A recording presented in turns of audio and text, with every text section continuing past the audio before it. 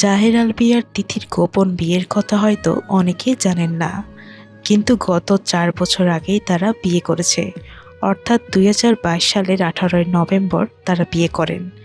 আইনিভাবেই তারা বিয়ে সেরেছে। হ্যাঁ ভিউয়ার্স, সেটাই সত্য এবং সত্যই শুনছেন। তিথির ঢাকার একটা বাসায় আলভী সবসময় যাতায়াত করত। যখন তাদের একসাথে সময় কাটানোর ইচ্ছে হতো, তখন তারা ওই বাসায় একসাথে সময় কাটাতো।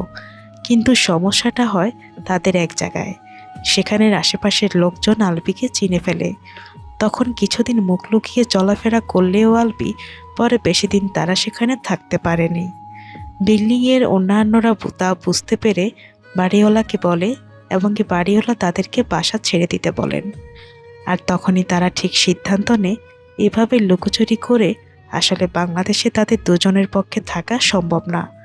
তখন তারা দুজনেই তাদের সঞ্চিত অর্থ দিয়ে নেপালে প্রায় 3.5 কোটি টাকার একটি বাড়ি কিনেন। আর যখনই তাদের একসাথে থাকার প্ল্যান হতো, তখনই তারা নেপালে গিয়ে সময় কাটাতেন। আর এভাবে প্রথম নয়, 2022 সালের পর থেকেই তারা আরও অনেকবার নেপালে গিয়েছেন। তাদের এইবারে নেপাল যাওয়াটাও কিন্তু প্রথম নয়।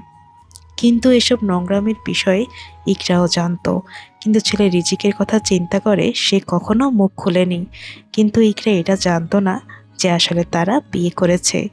ইকরা এটাও জানায়, যখন সে তার স্বামীকে নিয়ে দিদিকে নিয়ে কথা বলতো, তখন তার স্বামী তাকে খুব পরিমাণে রাগ দেখাতো। তার স্বামীর মুখে তার জন্য ঘৃণা দেখতো।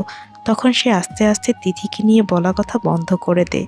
কিন্তু সে ভাবছিল হয়তো তার স্বামী আস্তে আস্তে ঠিক হয়ে যাবে। কিন্তু সে আসলে এটা জানতো না তার স্বামী বিয়ে করেছে। তো আসলে ইকরার চলে যাওয়ার পিছনে আসলে কি এটা জানার কারণ